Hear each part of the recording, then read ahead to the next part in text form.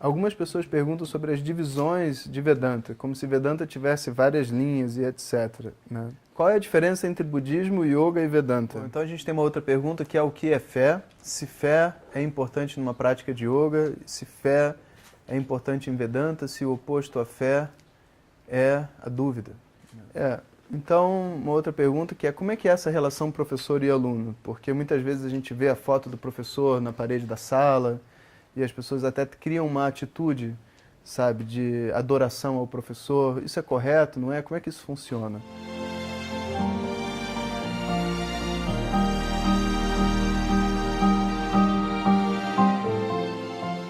Algumas pessoas perguntam sobre as divisões de Vedanta, como se Vedanta tivesse várias linhas e etc, né? Geralmente, as pessoas que falam isso são pessoas não tradicionais, ou que, tipo assim, analisam numa universidade os caminhos que existem de Vedanta, ou que, na verdade, não estudam Vedanta, mas têm uma prática devocional. Porque se você está estudando Vedanta com um professor dentro de uma tradição, o que o professor vai dizer é que Vedanta é uma análise lógica. E se existe alguma coisa que eu discorde de você, é o nosso trabalho entender, porque uma está certa, uma está errada. 2 mais 2 ou é 4 ou é 5, não tem como ser 4 e 5 ao mesmo tempo. Então, Vedanta sendo um meio de conhecimento e se propondo a passar um conhecimento, é ilógico que ele tenha linhas diferentes, entende?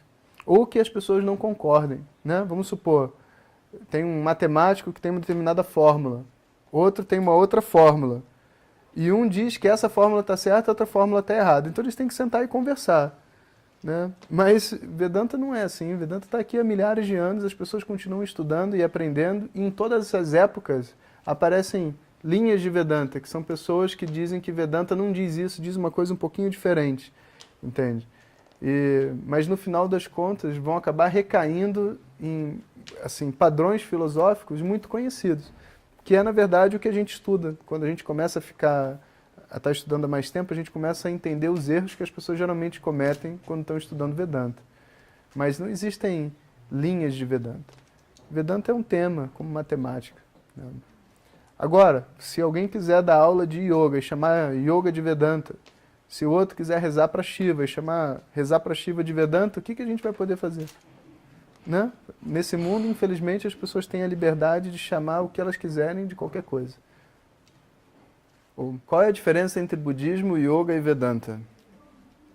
Pessoal, não são escolas, as pessoas veem essas ideias que Vedanta é uma escola, budismo é uma outra escola, yoga é uma outra escola, os yogis pensam assim, os budistas pensam assim.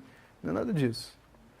Yoga é uma tradição voltada para exercícios físicos que visam preparar uma pessoa para o caminho de autoconhecimento, para a maturidade, para se encontrar e tudo mais. Ponto. Budismo não tem nada a ver com isso. Budismo é uma religião pautada em cima das coisas que acham que Buda disse, que não necessariamente Buda disse, mas que eles acreditam, e com um foco na prática de meditação. Então isso é o que a gente hoje chama de budismo. E Vedanta não é uma religião, e não necessariamente você precisa praticar yoga para fazer. Vedanta é uma prática que envolve o seu intelecto e as suas emoções para encontrar a pessoa simples e feliz que existe dentro de você. Ou seja, são 3 coisas completamente diferentes. Não tem nada a ver uma coisa com a outra. Não são escolas, não tem nada disso. E essas diferenças entre escolas e subescolas não são relevantes na busca do autoconhecimento. Desde que você tenha um professor que esteja estudando, esquece esse monte de coisa, estuda de verdade. Aí você vai ver se aquilo ali funciona para você ou não. Se não funcionar, busca outro professor. Se não funcionar, busca outro professor. Até você ter encontrado algum lugar onde você se conecte de verdade, sabe? Não tem nada para se escolher, sabe? Bom, então a gente tem uma outra pergunta que é o que é fé? Se fé é importante numa prática de yoga, se fé é importante em Vedanta, se o oposto à fé é a dúvida, né?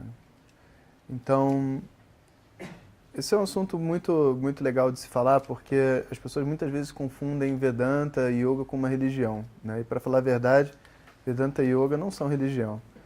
Yoga é um exercício psicofísico, né? Envolve a sua mente e o seu corpo. E Vedanta é um trabalho feito basicamente com o seu intelecto e as suas emoções, onde pessoas de qualquer religião e qualquer cultura podem praticar e fazer.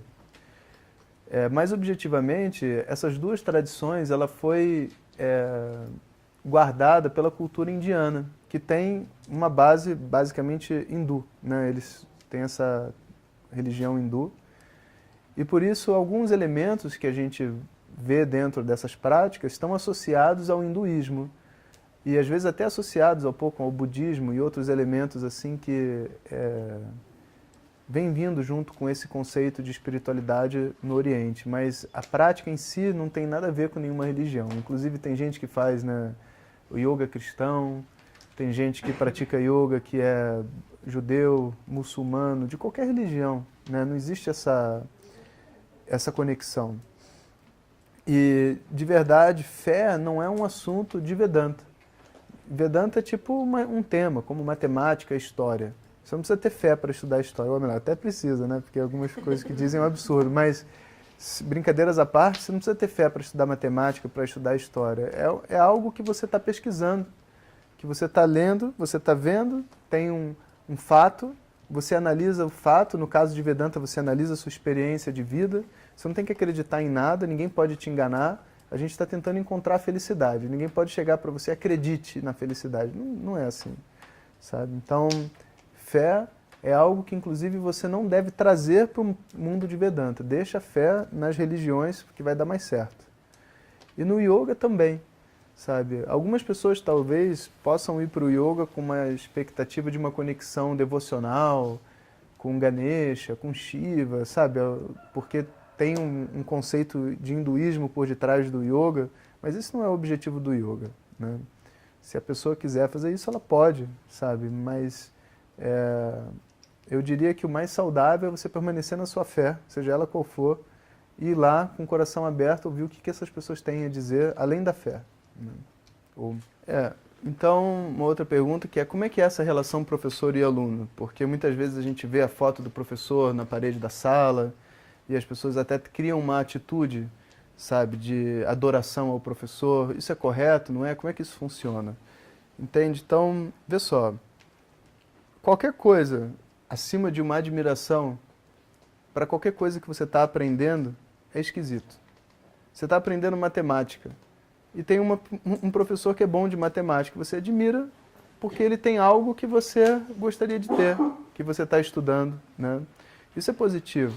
Agora, adoração, esse meu Deus, ele está aqui, deixa eu amarrar seu sapato, deixa eu carregar sua bolsa, isso aí é viagem, né? Isso não é necessário, para falar a verdade, é até um obstáculo dentro do mundo espiritual.